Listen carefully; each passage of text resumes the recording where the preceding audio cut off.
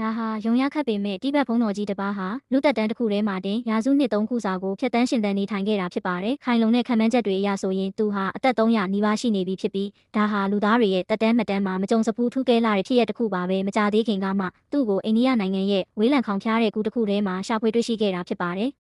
သူ့ကိုဆေးရုံကိုခေါ်ဆောင်လာတဲ့အခါမှာတော့ဆရာဝန်တွေဟာအံ့ဩလွန်းလို့မြင့်တက်သွားခဲ့ကြပါတယ်။အကြောင်းရင်းကတော့သူ့မှာဘာယောဂလက္ခဏာမှမရှိလို့ပါပဲ။သူ့ရဲ့ကိုရင်းအင်္ဂါတွေဟာပုံမှန်အလုပ်လုပ်နေသလိုနှလုံးခုန်နှုန်းဟာလည်းမှန်မှန်ကန်ကန်ရှိနေခဲ့ပါတယ်။ခန္ဓာကိုယ်အလေးချိန်30ကီလိုဂရမ်66ပေါင်ခန့်သာရှိပေမဲ့သူဟာကိုယ်တိုင်လမ်းလျှောက်နိုင်ုံတင်မကပဲလူတွေနဲ့လည်းလွတ်လွတ်လပ်လပ်စကားပြောဆိုနိုင်ပါတယ်။ဒါအပြင်သူဟာကြည်လင်တဲ့စိတ်ပိုင်းဆိုင်ရာနဲ့မှတ်ဉာဏ်စွမ်းရည်အပြည့်အဝရှိနေတာကိုလည်းပြသနိုင်ခဲ့ပါတယ်။သူ့ရဲ့ဘဝဇာတ်ကြောင်းကလည်းတကယ်ကိုထူးခြားဆန်းပြားလှပါတယ်။လွန်ခဲ့တဲ့1980ခုနှစ်သူဟာလူငယ်တစ်ယောက်ဖြစ်နေတဲ့အချိန်မှာပဲတောင်ပေါ်ကိုတက်သွားခဲ့ပြီးတစ်သက်လုံးတကိုယ်တည်းတရားအားထုတ်ဖို့ဆုံးဖြတ်ခဲ့တာပါ။